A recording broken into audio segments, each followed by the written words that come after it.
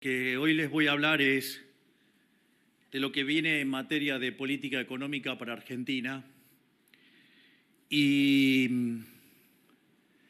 de hecho, por suerte,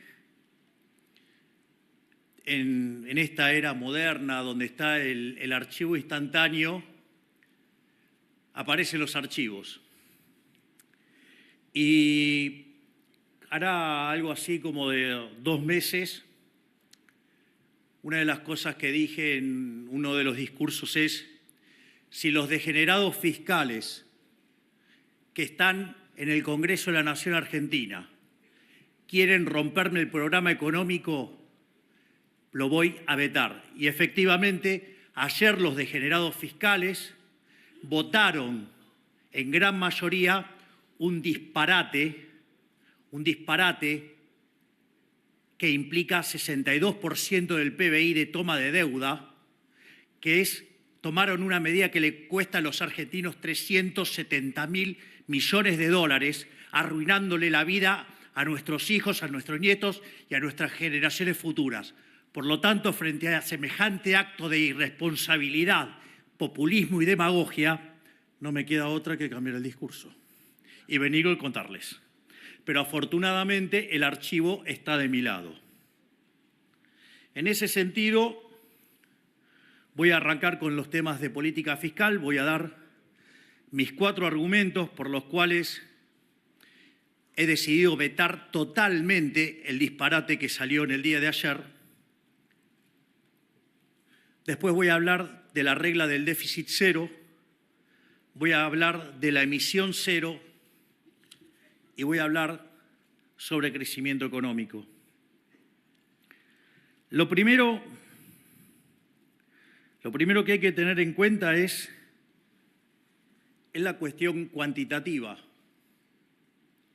Es decir, y sobre la mentira que se apalancaron los mentirosos de los legisladores, ya sea en la Cámara de Diputados o en la Cámara de Senadores. Después que durante el vergonzoso gobierno kirchnerista las jubilaciones en términos reales cayeron 40% en su peor momento y terminaron 30% abajo, desde que nosotros llegamos al poder, las jubilaciones en términos reales, a pesar de toda la recomposición macroeconómica que estamos haciendo, están 5% arriba. Es decir, las jubilaciones le ganaron a la inflación. Pero no solo eso, la contrapartida de cuando hablan de la apreciación cambiaria, eso significa que también en dólares crecieron un montón. Y como sistemáticamente estamos eliminando regulaciones y estamos avanzando hacia una economía más libre, eso implica que en términos de dólares no solo que estamos mejor, sino que esos dólares son efectivamente mayor poder de compra. Por lo tanto, están muchísimo mejor los jubilados del desastre que nos habían dejado, y ni les digo si hubiera estallado la bomba. Por lo tanto, la primera cuestión es una cuestión cuantitativa en cuanto a lo que tiene que ver cómo están verdaderamente los jubilados hoy. Otra cosa que también me resulta interesante, que es la contradicción de la política. Por eso digo lo del archivo. Ustedes pueden ir y ver mi charla en el IAEF, cuando los irresponsables de la Cámara de Diputados habían enviado esto, y yo decía, si esto sale, lo voy a vetar. Los irresponsables de la Cámara de Senadores, de manera populista, demagógica, mentirosa y empobrecedora, sobre todas las cosas empobrecedoras y exterminadores de jóvenes, o sea, porque medidas como la de ayer exterminan a los jóvenes, dije que lo iba a vetar y efectivamente lo veté. Es decir, hago lo que digo siempre. Mi palabra no se negocia y no les voy a dejar pasar ni 1 milímetro a los degenerados fiscales que quieren arruinar este país por tener beneficios para la casta política.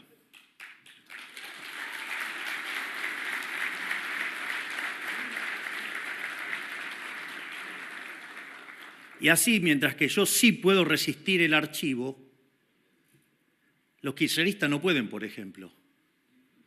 Vean las declaraciones de Néstor Kirchner en el año 2010, de la señora Cristina Fernández de Kirchner o del propio Miguel Pichetto. Todos votaron en contra del 82% móvil. De hecho, la señora Cristina Fernández de Kirchner vetó el 82% móvil.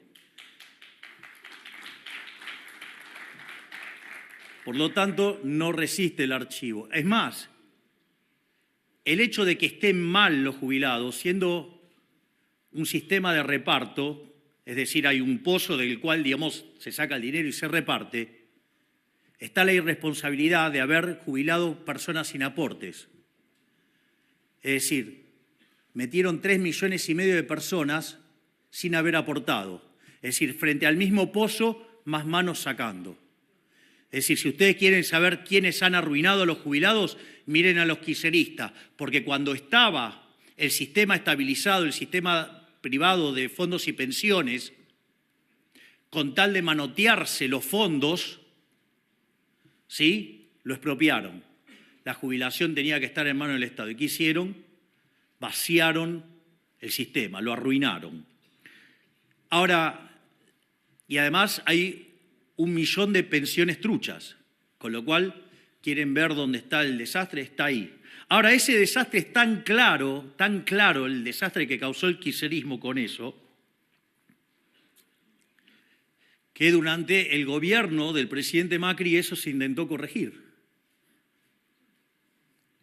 Es decir, hubo 14 toneladas de piedras para poner en orden el sistema previsional. Entonces la pregunta es,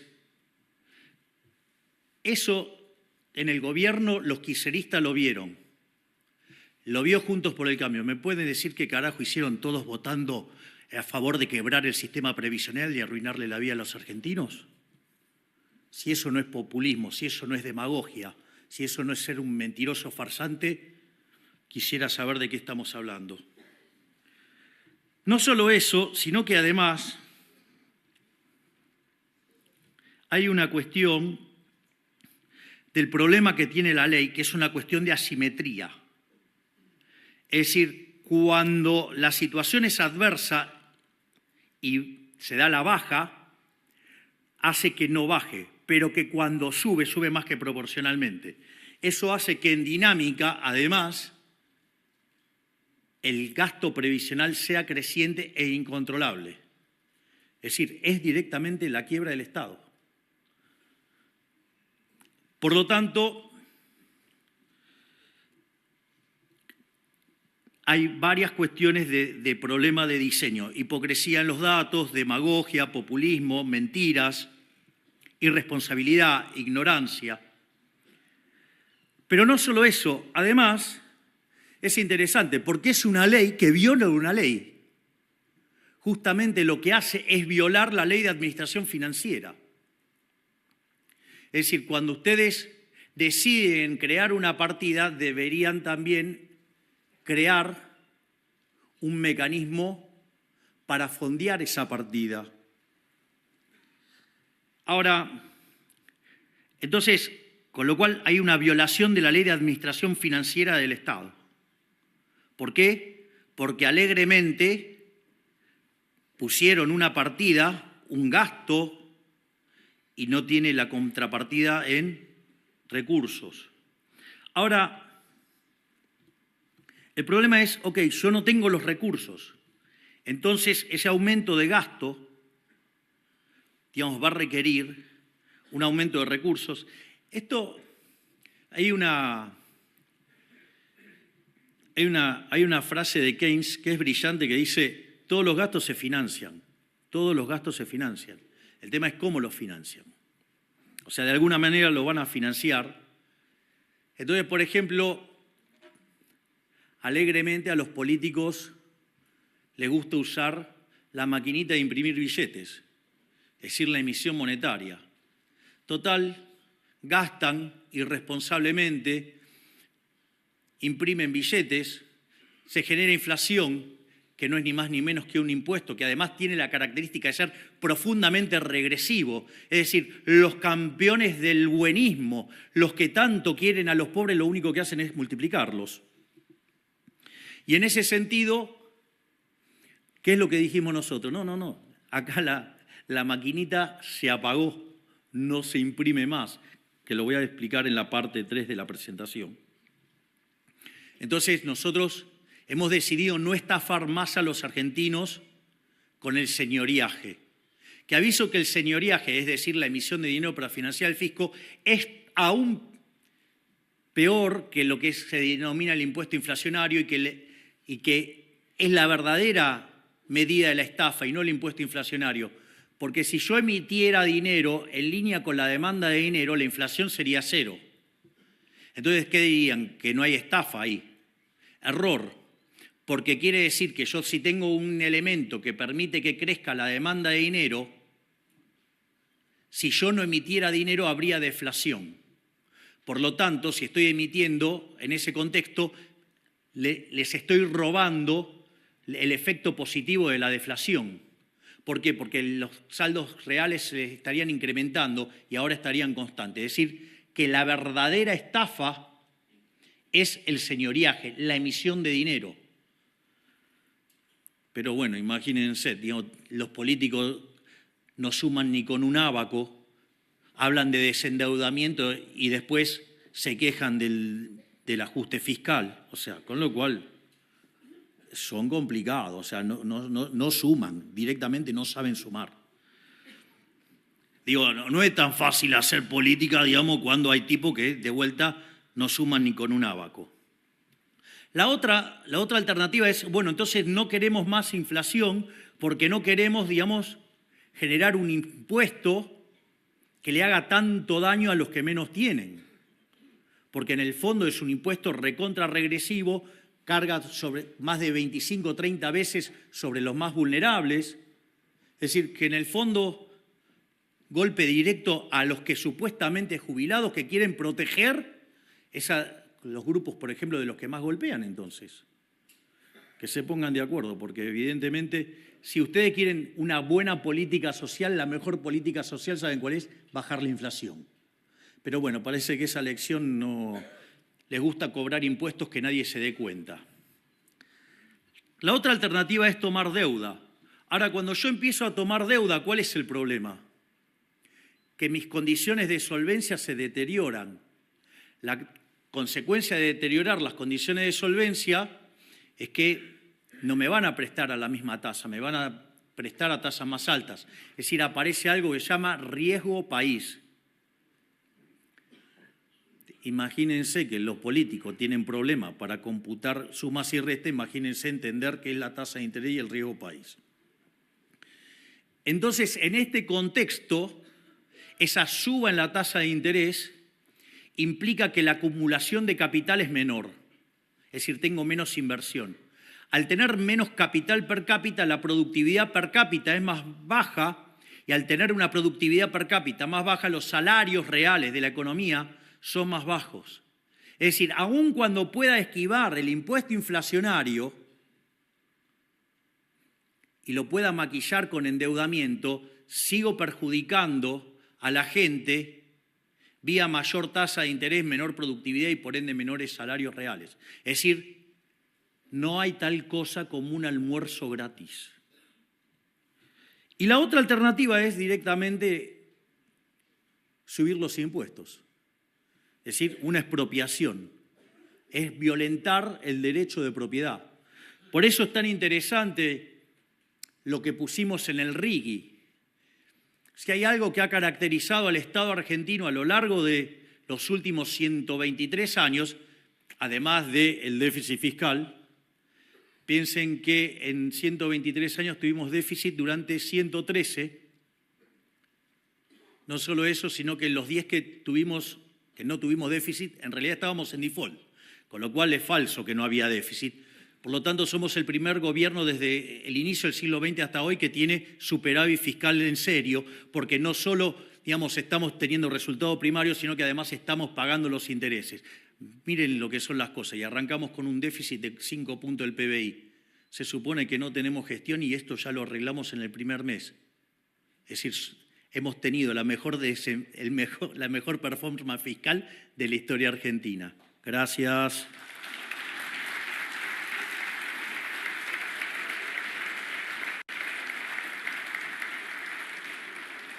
Y como obviamente esto está dando resultado y estamos bajando la inflación, después en la parte monetaria voy a entrar en los detalles, evidentemente la basura de la casta política quiere rompernos el equilibrio fiscal. ¿Saben por qué? Porque si sale bien, se les terminó el curro. Entonces, es importante que sepamos cuánto cuesta esto. En general, lo que van a ver es que los políticos son muy mentirosos y además tienen sesgo de confirmación y contratan y piden que haga los números economistas también mentirosos. Entonces, digo, le va a aparecer algún mentiroso que quiere justificar esta aberración diciendo que el costo de la medida es 0.4 del PBI. Bueno, primero que eso es mentira porque es 1.2 el costo de lo que se sancionó ayer. Y si ustedes toman la tasa de interés promedio que paga Argentina, que es del 5%, eso estaría implicando, la medida así lisa y llana, un aumento de la relación deuda-producto en 24 puntos porcentuales. Es decir, el equivalente de lo que es deuda externa argentina. O sea, Argentina tiene varios conceptos de deuda. Lo parte que, por ejemplo, Guzmán necesitó reestructurar porque era imposible pagar, eran 24 puntos del PBI. Es decir, la medida de ayer implica 24 puntos del PBI si la tomara lineal. Ahora, la realidad es que una de las cosas que yo les mencioné es que hay una cuestión de asimetría. Y cada vez que ustedes tengan crecimiento económico, esa asimetría lo que va a hacer es que se lo capture. Por lo tanto, en ese contexto, miren, si Argentina para converger a ser un país desarrollado y y potencia, en 40 años, póngale, tiene que crecer al 4,5% per cápita. Quiere decir que si estuviéramos creciendo 2, sería un número bastante pobre, estaríamos estancados en estos niveles relativos, o sea, no tendríamos que hacer nada. La propia dinámica del mundo nos llevaría ahí si no hiciéramos disparates, lo cual, digamos, es un supuesto fuerte. Pero más allá de eso, por lo tanto, digamos, 2% de per cápita con una población creciendo al 1 da 3. Esto quiere decir que si computo entonces verdaderamente el costo fiscal de la medida, es 62% del PBI. Es decir, el chiste de ayer,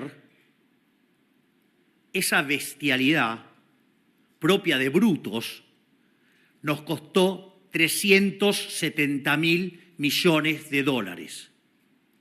Se lo repito, 62% del PBI, 370.000 millones de dólares. ¿Acaso ustedes pretendían que no vetara semejante disparate? Naturalmente, la consecuencia de esto es que si yo hago esto lo voy a tener que financiar. Y si lo voy a financiar, o voy a tener impuesto inflacionario, o voy a tener el riesgo país por las nubes, o aumentar la presión fiscal explícita, a punto tal que termino destruyendo la tasa de crecimiento. Y el problema es que al destruir la tasa de crecimiento, no solo tengo un problema de productividad, estoy condenando a nuestros hijos, a nuestros nietos y a las futuras generaciones a vivir en una situación miserable. Porque si hoy 2/3 de los chicos están debajo de la línea de la pobreza, disparates como los de ayer los va a hundir a todos en la pobreza. Es decir, entonces, estas políticas que Argentina viene llevando a cabo hace 120 y pico de años, lo único que hace es empobrecernos. Está claro, no es simpático hacer lo que hice, pero también yo les dije que prefería decirles una verdad incómoda antes que una mentira confortable. Para mentiras confortables, vayan y busquen a los senadores que votaron ayer. Esos mentirosos sí le puede decir todo lo que quieren escuchar. También los van a empobrecer y le van a arruinar la vida a sus hijos, a sus nietos y a todas las generaciones. Yo vine acá a poner el pellejo para salvar a la Argentina, no para hundirla.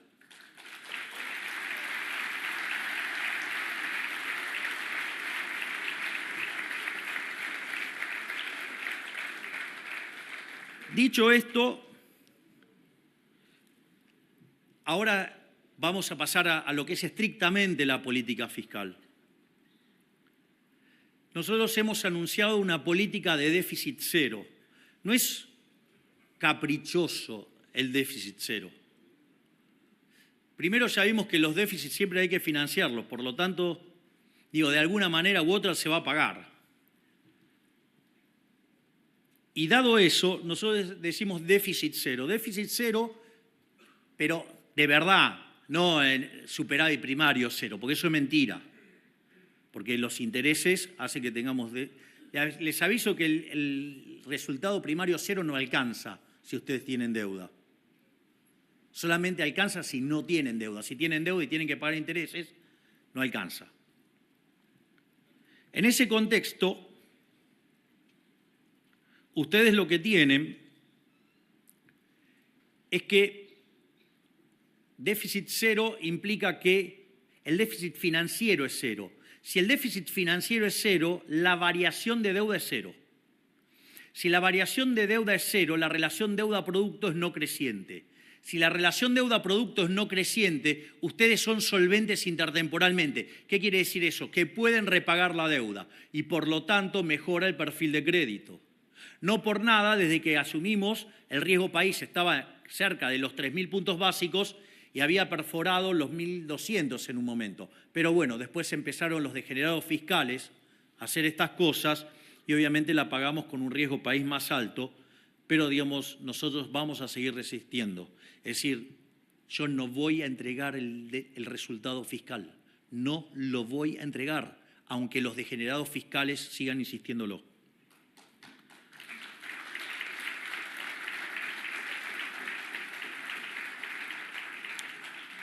Y esto es importante porque si yo bajo el riesgo país, bajo la tasa de interés, genero una situación de mayor inversión, mayor productividad y mayores salarios. Es decir, debería ser algo importante para la clase política que Argentina se convirtiera en investment grade. Pero bueno, acá les gusta más gastar. Dicho esto, voy a explicar cómo es la instrumentación de déficit cero. Porque ¿cómo se hacían los presupuestos en Argentina? Básicamente, ustedes lo que tienen es que ponen un conjunto de gastos, lo cual se convierte en una obligación, tienen una estimación de ingresos, con lo cual los ingresos son inciertos, y de ahí les sale el déficit primario, computan los intereses y llegan al déficit financiero, y a partir de ahí tienen que montar el financiamiento. Esa era la vieja metodología. Entonces, ¿qué es lo que pasa?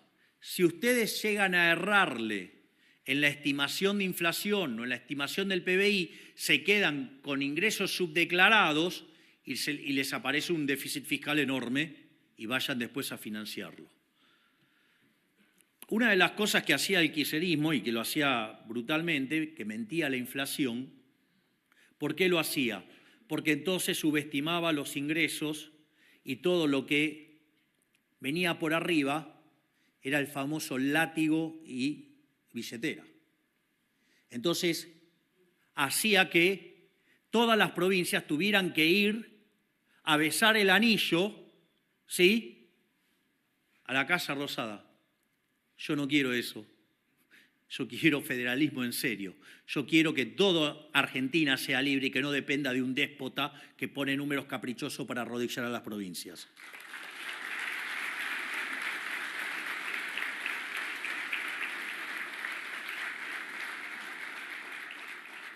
En este sentido, el superávit primario va a tener que ser igual a la deuda, a los intereses de la deuda. Los intereses de la deuda vienen dados por la tasa de interés que se paga por esa deuda, lo cual es un dato, y por la deuda que teníamos acumulada. Y entonces el superávit primario tiene que ser igual a ese número. Ahora, ese número tiene que ser igual a la diferencia entre los ingresos y los gastos. Entonces, a partir de ahí se hace una estimación de ingresos que se aclara que esta estimación de ingresos es importante para poder hacer después la imputación del gasto público no automático. Entonces, ustedes presentan un escenario macroeconómico. Lo que pasa es que si ustedes se fijan y miran los pronósticos de los econochantas a fines del año pasado o inicio de este, digamos, tenían hipótesis de inflación del orden del 350, 400% para el año que viene. Fueron corrigiendo y hoy el consenso de mercado es 40. Parece que algo de gestión y algo bien en materia monetaria estamos haciendo. Entonces no me puedo quedar con una hipótesis de ingresos, digamos, frente a semejante proceso de desinflación. Entonces necesito armar un presupuesto que tenga partidas que se acomoden a eso. En este sentido, dado ese escenario base, puedo determinar el gasto para que sea consistente con el pago de intereses y el resto del gasto. Y ahí ustedes van a tener partidas de gasto que tienen ajustes automáticos, por ejemplo, las jubilaciones, que quedan enganchados al escenario macroeconómico y se mueven acorde al escenario macroeconómico, lo cual tiene sentido. Entonces, el gasto público va a haber una parte inducida que tiene que ver con el escenario macroeconómico, con lo cual ustedes están eliminando ese riesgo, y hay un gasto discrecional remanente. Entonces, ¿para qué sirve, digamos, determinar el escenario base? Para que en el gasto remanente, el gasto discrecional remanente, ustedes tengan la composición de ese gasto, las participaciones de cada uno de los componentes de ese gasto discrecional. Entonces, cuando la macroeconomía se mueve en una dirección distinta al escenario base, eso le permite determinar la forma en la cual el gasto discrecional también se tiene que ajustar. Por lo tanto, ese es el mecanismo que vamos a estar presentando en el presupuesto, de modo tal que podamos garantizar el déficit cero y que el déficit cero, digamos, se vaya de la vida de los argentinos. Ahora, claramente va a haber desvíos. Entonces, una de las cosas que puede pasar es que la tasa de crecimiento observada sea mayor que la que habíamos estimado. Entonces, la pregunta es, ¿eso es transitorio o es permanente? Si es transitorio, a ustedes cuando les ingresa, ¿qué pasa? La hipótesis del ingreso permanente. Les suben los ingresos de manera transitoria. Ustedes no aumentan el consumo en la misma línea, lo aumentan acorde al aumento del ingreso permanente, que es poquito, porque lo que subió es el transitorio. Entonces, en el corto plazo se genera una diferencia y que ustedes, ¿qué hacen con eso? Ahorran, hacen caja. Y eso nos da recursos para manejar la política financiera de la deuda que sí ya existe. Por otra parte, si el aumento es permanente, y quiere decir que los ingresos, digamos, pasaron un escalón más alto, ¿no se imaginan qué voy a hacer? Voy a bajar los impuestos, ¿o creen que se lo voy a dejar gastar a los políticos?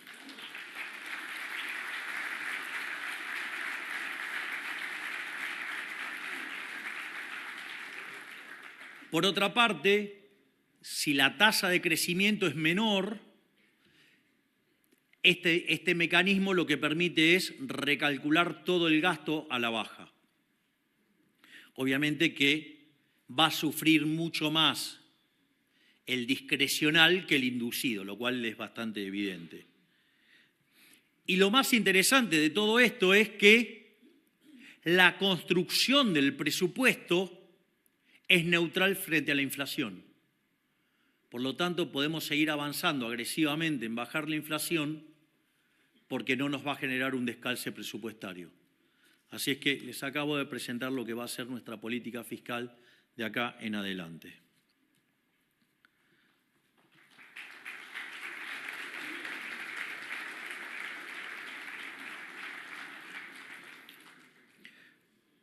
Por otra parte, ahora lo que voy a hacer es explicar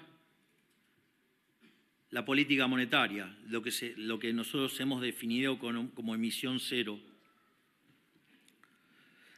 Básicamente, cuando nosotros llegamos al gobierno, sí, una de las cosas que yo no me quejo nunca, digamos, yo describo la herencia, pero no me quejo de la herencia. Lo voy a poner en estos términos. Si soy el primer presidente liberal libertario de la historia de la humanidad, es obvio que no iba a llegar al poder en condiciones normal de presión y temperatura. Es decir, no iba a llegar a ser presidente si vivíamos en Suiza. Es decir, es obvio que tenía que ser un descalabro de proporciones padre, ¿sí?, de proporciones bíblicas, para que se dé esta situación tan atípica. El cisne negro. En ese contexto,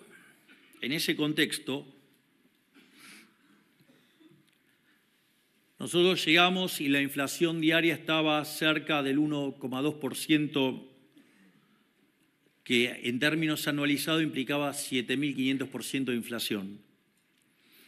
Y esto que parecía un escándalo y de una exageración, cuando ustedes toman la inflación mayorista, que es la que se anticipa a la inflación del IPC, la del consumidor, fue 54%. 54% anualizado da 17.000.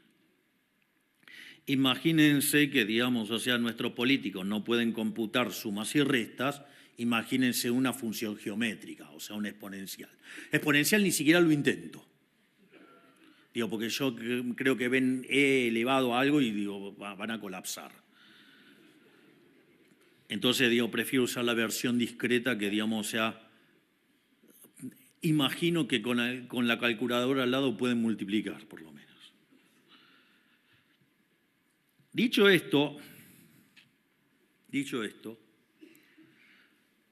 nosotros sabíamos que estábamos al borde de una hiperinflación, y si hay algo que me ha caracterizado a lo largo de los años es haber machacado hasta el cansancio la frase de Friedman que la inflación es siempre y en todo lugar un fenómeno monetario, que se genera por un exceso de oferta de dinero, ya sea o porque subió la oferta o porque cayó la demanda o pasaron las dos cosas a la vez.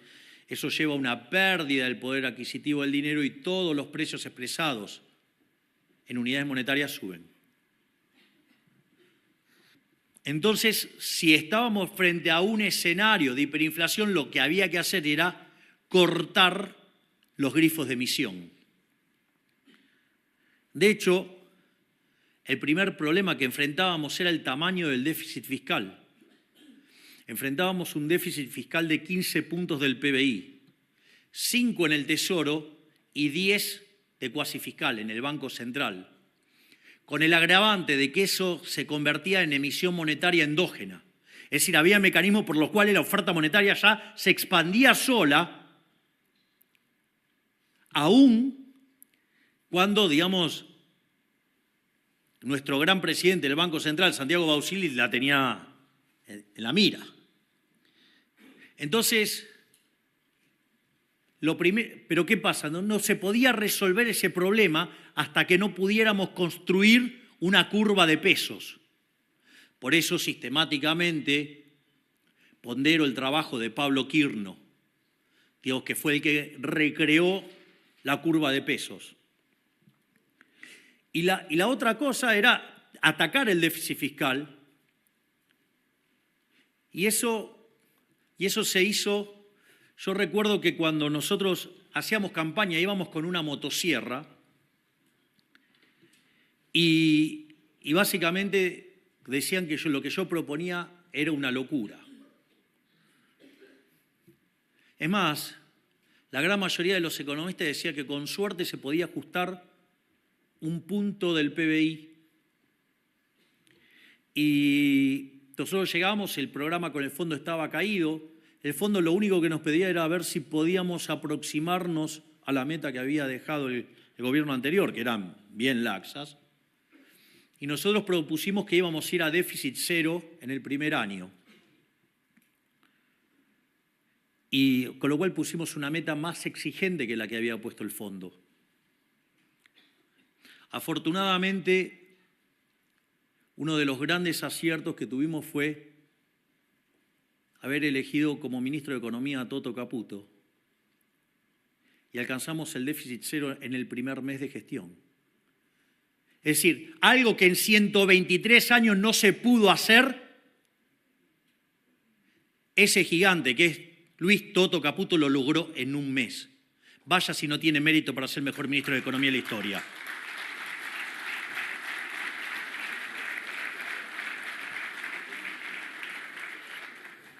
De hecho, primero dijeron que eso lo hacíamos no pagando, nos inventaron un montón de cosas, que no era sostenible, que en febrero se caía el superávit, y no se cayó en febrero, no se cayó en marzo. Terminamos la primera parte del año, tuvimos superávit hasta en junio, con la estacionalidad que tiene las cuentas públicas. Y en los 7 primeros meses, siendo que en julio caen los vencimientos, acumulamos un montón de superávit.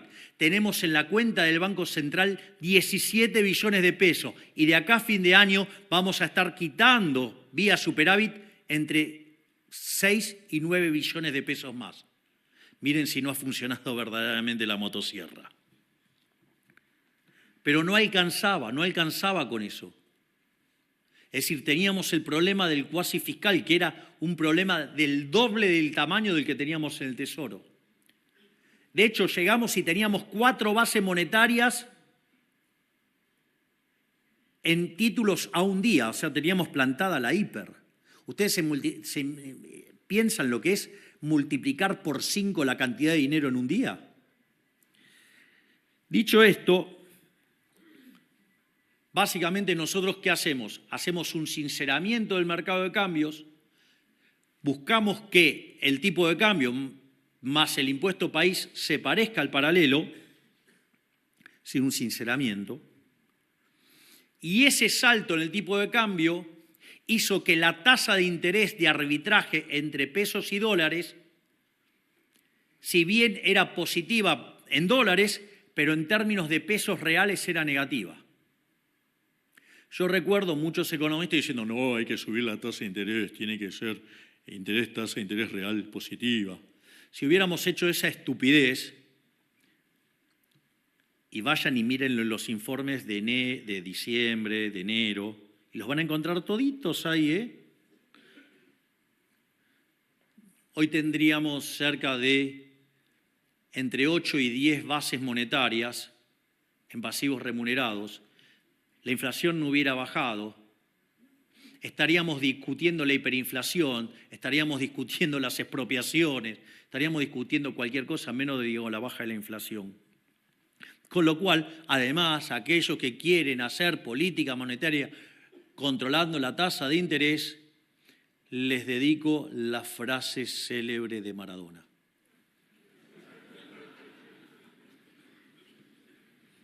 Paliza teórica es poco. Dicho esto, nadie hablaba de eliminar, los pasivos remunerados de las LELIQs. Nadie hablaba, el único que hablaba de eso. ¿Saben qué? Me sentía más solo que Adán en el Día de la Madre. Eso sí, se ocupaban todo con, ¿cómo era? Fideo, tuco, no tengo fideo, no tengo tuco. Me parece que tanta tintura le hizo mal.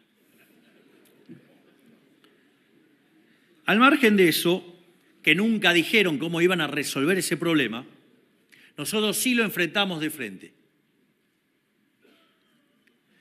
El hecho de que fuimos a arbitrar la tasa de interés en dólares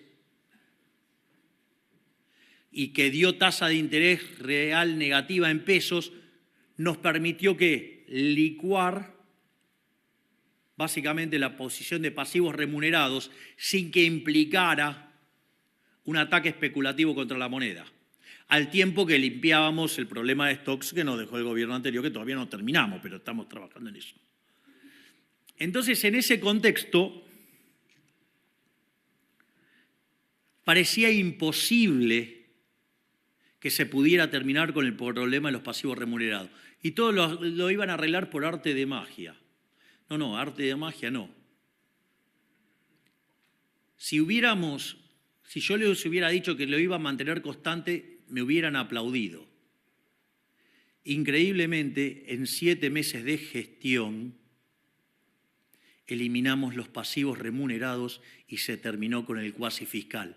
Con lo cual, en 7 meses de gestión, metimos un ajuste fiscal de más de 15 puntos del PBI, haciendo el ajuste fiscal más grande de la historia de la humanidad. Miren si no hemos gestionado la política económica. Pero obviamente no alcanzaba.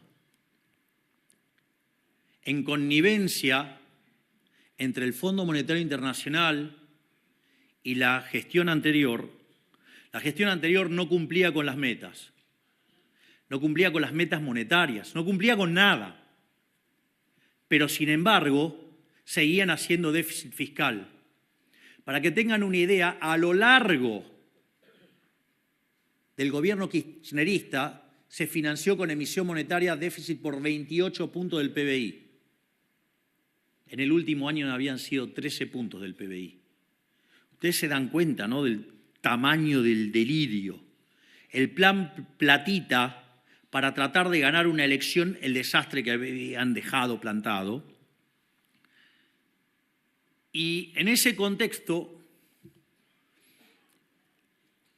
una de las cosas que le permitió el Fondo Monetario Internacional a los irresponsables del gobierno anterior fue utilizar los puts. ¿Cuál es la característica? Los bancos no querían financiar al gobierno. Preferían ir al Banco Central porque si había un problema de liquidez podían ejecutar y con eso hacerse de los pesos y preservar el problema de liquidez que es tan importante dentro de un banco, el manejo de la liquidez. Entonces, en ese contexto, ¿qué es lo que hizo el fondo? Le permitió generar los puts. Cuando ustedes lo registran en contabilidad regulatoria, no les aparece el tamaño del verdadero contingente, sino que le aparece solamente el instrumento. La contabilidad regulatoria les permite solamente anotar el put, no el tamaño del problema que tienen. Y obviamente que eso eran más de 4 puntos del PBI.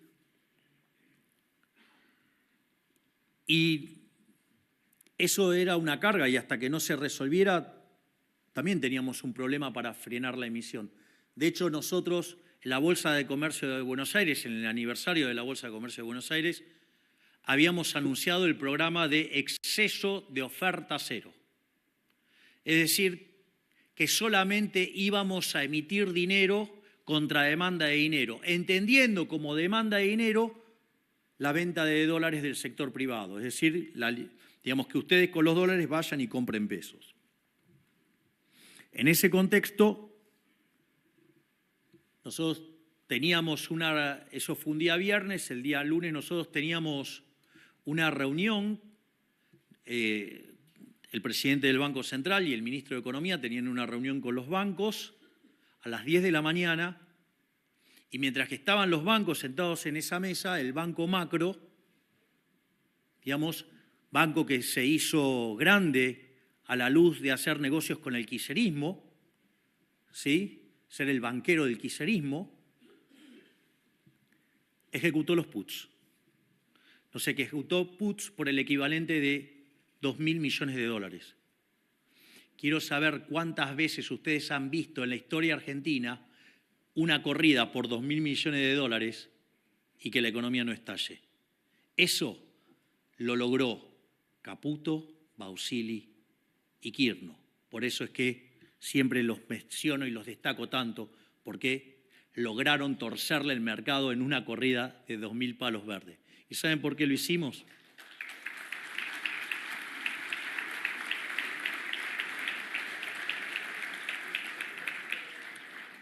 Lo hicimos porque del otro lado teníamos 17 billones de pesos, que los acumulamos gracias al superávit fiscal. Pero no solo eso,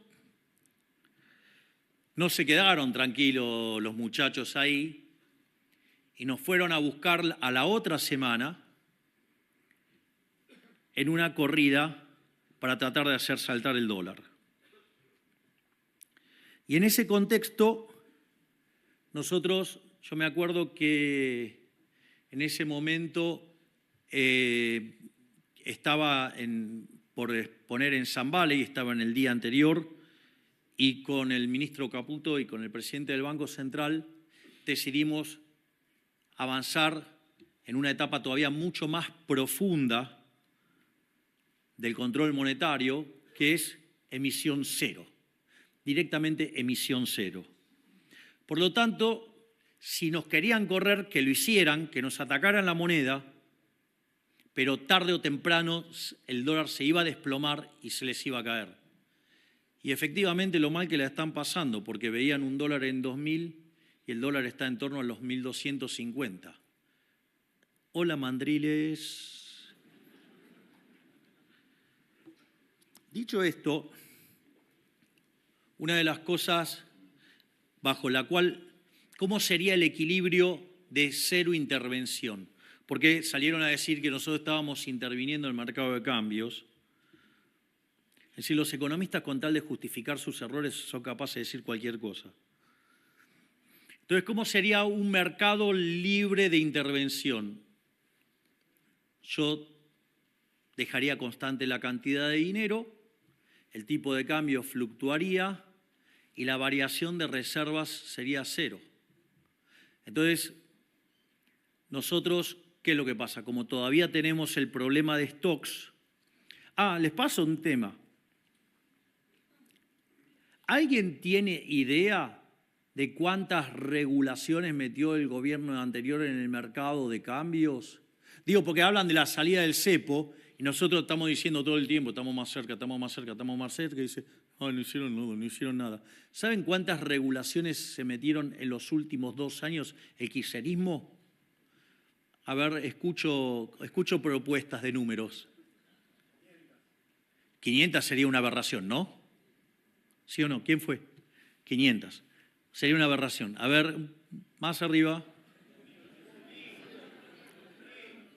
2100. Más arriba, vamos. Sigan. 5.000. 5.000 sería un disparate, ¿no? 12.000 sería un disparate también, ¿no? Hay gente bien poniéndole onda. ¿Sabe? Estamos claros que si se fuera 20.000 sería un disparate total, ¿no? Bien, exacto. Me gusta que hablemos en latín. Un tremendo quilombo. Bueno, agárrense bien ahí fuerte de las sillas. 80.000. Sí, claro.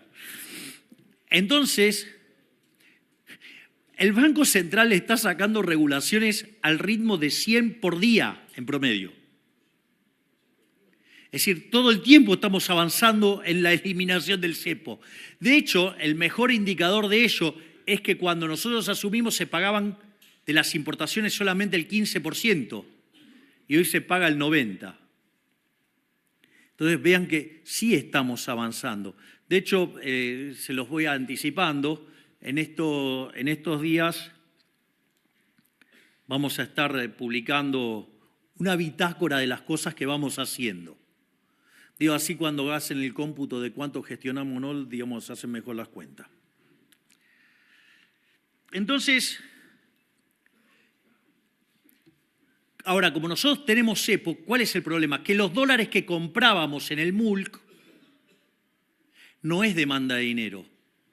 Es decir, demanda de dinero es cuando yo tomo los dólares y compro pesos para hacer transacciones.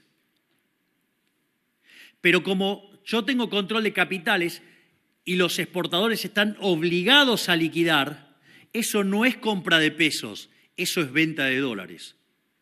Por lo tanto, estábamos emitiendo dinero y no era demanda de dinero. Y eso hacía que la tasa de inflación bajara más lenta de lo que nos hubiera gustado que baje. Entonces, ¿qué es lo que dijimos? Vamos a devolver esos dólares. ¿Para qué? Para sacar los pesos.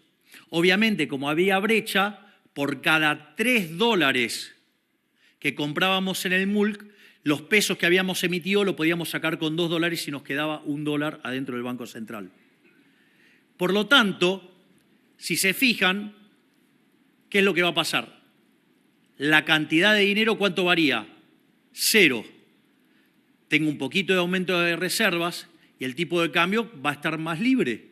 Es decir, que en el equilibrio que teníamos previo, teníamos por cada $3, $3 de intervención. Y hoy por cada $3 de intervención, limpiamos 2, por lo tanto queda 1. Es decir, que el equilibrio nuevo tiene menos intervención, tiene menos variación de la cantidad de dinero y por ende la tasa a la que va cayendo la tasa de inflación es mucho más rápido. Entonces, la pregunta es, esto sí también es técnico, es la primera vez que lo voy a expresar en público, es, obviamente que este es un auditorio que está en condiciones de asimilar lo que voy a contar, porque ustedes tienen una inflación que es la inflación observada, pero hay una inflación que está inducida por la macroeconomía. Por lo tanto, la verdadera inflación es la remanente. Si yo tengo, supongan el caso que tengo tipo de cambio fijo, supongan que yo hubiera fijado el tipo de cambio respecto al dólar. Por lo tanto, estaría importando ¿qué cosa? La inflación de Estados Unidos. Es decir, tendría inflación, que sería la inflación de Estados Unidos, si el dinero estaría determinado de modo endógeno porque fijé el tipo de cambio. Dicho esto, quiere decir que yo tengo dos, y si además devalúo, tendría que sumarle ¿qué? La devaluación. Tengo un crawling peg del 2% mensual, más la inflación que tengo internacional, o sea, yo tengo una inflación inducida del 2,4% mensual. La pregunta es ¿por qué no liberas el cepo? Digo, porque todavía no terminé de arreglar el problema de los stocks, pero créanme que los estoy apuntando. Por lo menos cuando termine el año voy a haber eliminado la mitad de las regulaciones que dejaron las cucarachas. Dicho esto, en ese sentido, quiere decir que si yo tomo 2,4% y tomo la inflación verdadera, la observada, de 4, tengo un diferencial de 1,6 en consumidor. ¿Esto qué quiere decir? Que si yo anualizo ese número, la inflación en Argentina entonces viene viajando al 20% anual. Es decir, la verdadera inflación que está generando la macro, o sea, quiere decir que todavía sobra dinero en la economía. Por eso genera ese nivel de inflación, aun cuando no emita. Viene viajando al 20% en consumidor. Pero ¿qué es lo que pasa? Consumidor tiene algunos componentes que ensucian la medición y siempre es más interesante mirar que mayoristas. ¿Por qué? Porque se adelanta a los precios al consumidor. Entonces, cuando yo miro mayoristas, tengo 3,1. ¿Esto qué quiere decir? Que viene viajando entonces al 0,7. 0,7 es 8% anual. Y si tomo el resto del sistema de precios mayoristas, la inflación vendría viajando al 0,4.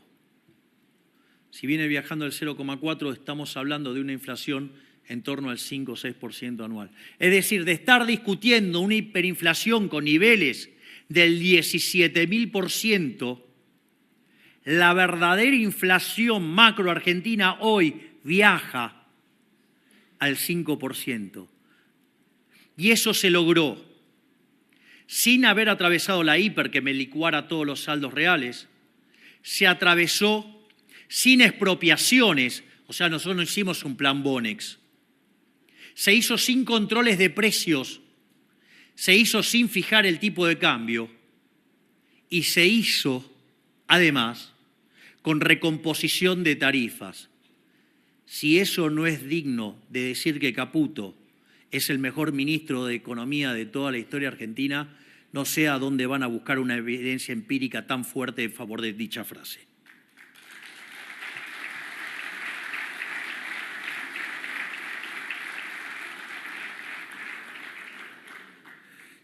Por lo tanto, les diría que en este nuevo empleo que tengo, digamos, que me han contratado por 4 años, digamos, salvo que a algún golpista se le ocurra algo distinto, o digamos, o que la casta del Poder Legislativo nos niegue fondos, digamos, para hacer tareas de inteligencia, porque vieron que hay un dicho que dice que el ladrón cree que todos son de su misma condición, y un país que recibió 2 atentados y siendo amenazado por uno de los países que cometió esos atentados, digamos, o sea,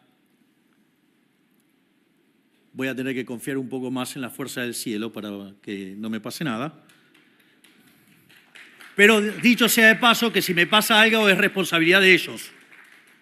Sobre todo, digamos, cuando armaron la bicameral poniendo a un kirchnerista de closet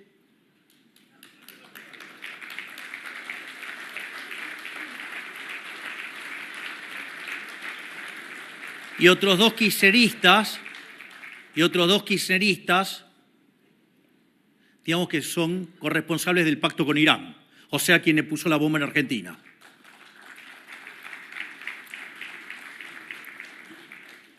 No les voy a dar el gusto. Voy a terminar estos 4 años y además voy a ser reelecto y voy a hacer que Argentina se ponga de pie.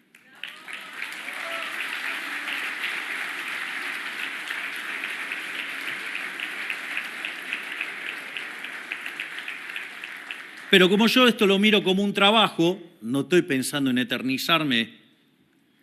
Por suerte el sillón de Rivadavia mucho no lo uso.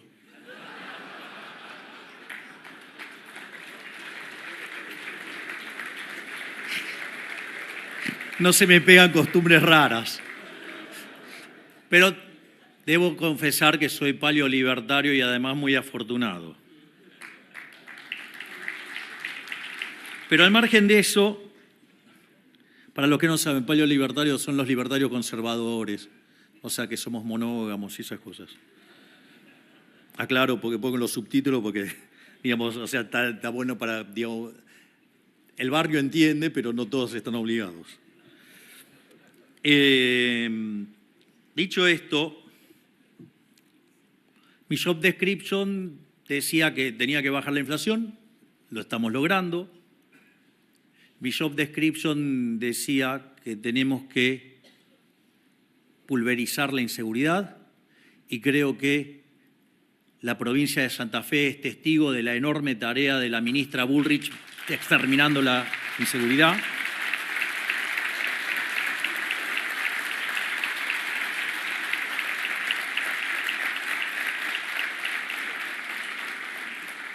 Y si bien no creo que estaba explícito en mi job description, creo que también la gente me exige que logre hacer crecer la economía. Para algo soy especialista en crecimiento económico.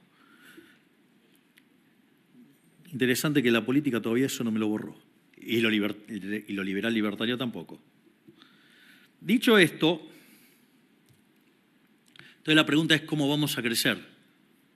Digo, está claro que la inflación tarde o temprano la vamos a derrotar, está claro que vamos a derrotar a la inseguridad, pero la pregunta es si vamos a crecer. Y dicho esto, depende cómo definan crecimiento. Si lo miran como se mira en la Argentina, que el PBI vaya aumentando, que eso no necesariamente es crecimiento, es recuperación, rebote. Hay elementos que hacen a un rebote, o sea, subas del PBI vinculadas a un rebote y subas del PBI a cuestiones estructurales. Los factores que hacen el rebote hay una fuerte recuperación de los salarios reales. Cuando ustedes miran los indicadores de salarios, ya hace más de 3 meses que los salarios le vienen gastando sistemáticamente a la inflación. Por lo tanto, hay una recomposición de los salarios. Es decir, el liberal desalmado, que no sé qué cosa, digamos, hace que la gente gane más. No solo eso, también las jubilaciones, con el cambio de fórmula que propusimos, implicó que empezó a recuperar contra la inflación, y como la inflación viene a la baja, por lo tanto, en términos reales las jubilaciones están subiendo.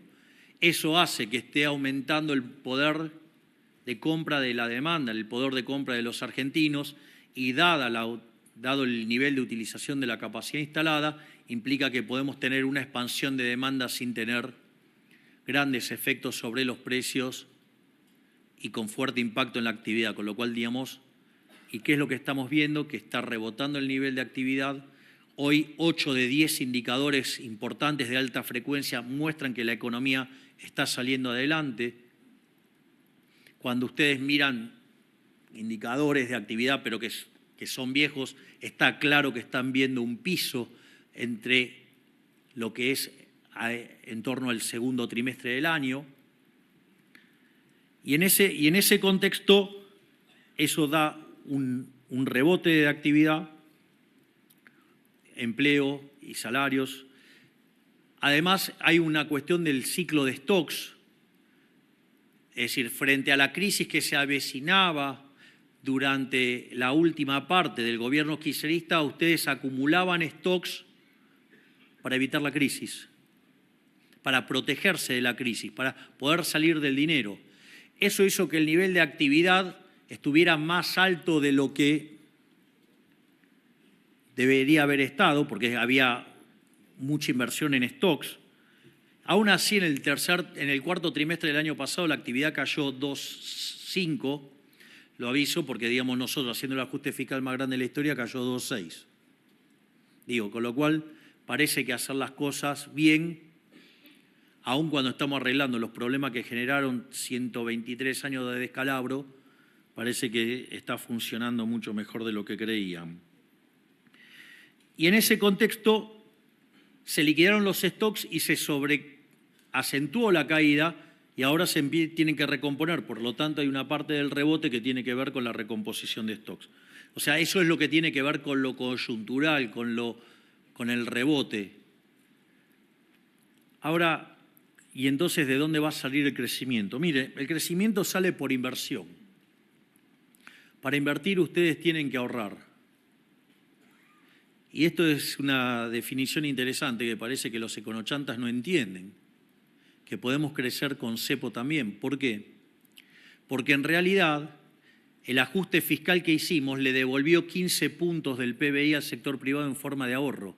Por lo tanto, ese mayor ahorro es mayor inversión y por ende más crecimiento. Es decir, que el ajuste fiscal que hemos hecho, sacándole la pata opresora del cuello al sector privado, que es el gasto público, mientras que discutíamos la hiper en diciembre, hoy discutimos créditos hipotecarios a 30 años.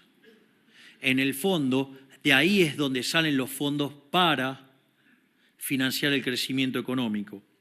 Pero no solamente eso, sino que además, eliminando la inflación, eliminamos el problema de distorsión de precios relativos y eso también genera un efecto de recomposición.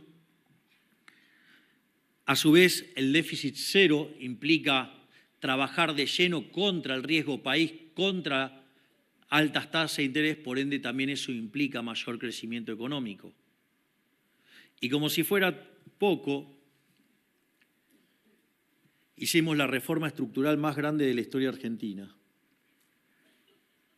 En ese contexto, la reforma estructural más grande que se había hecho en Argentina fue la que se hizo al inicio del gobierno de Carlos Menem y fue la más grande de la historia argentina. Nosotros, con la ley Bases, la reforma es 5 veces más grande que la que hizo Menem. Y si sumamos el DNU, con beneficios muy claros, por ejemplo, lo que pasó en el mercado de alquileres, la reforma es 8 veces más grande que la que ocurrió en el gobierno de Menem, y eso lo hicimos en 6 meses, con 15% de la Cámara de Diputados y 10% de la Cámara de Senadores. ¿Y por qué es importante esta reforma? Porque esta reforma nos permite escalar 90 puestos en términos de libertad económica. Y aquellos países que son más libres son 12 veces más ricos que los reprimidos. Nos pone a la altura institucionalmente en la línea de países como Alemania, Italia, Francia. Es decir, en un sendero de fuerte crecimiento que podría hacer que, de vuelta, en 40 años alcancemos en dinámica esas potencias. Sin embargo, para mí eso no es suficiente. A mí no me alcanza estar en ese nivel. Yo quiero que Argentina sea el país más libre del mundo.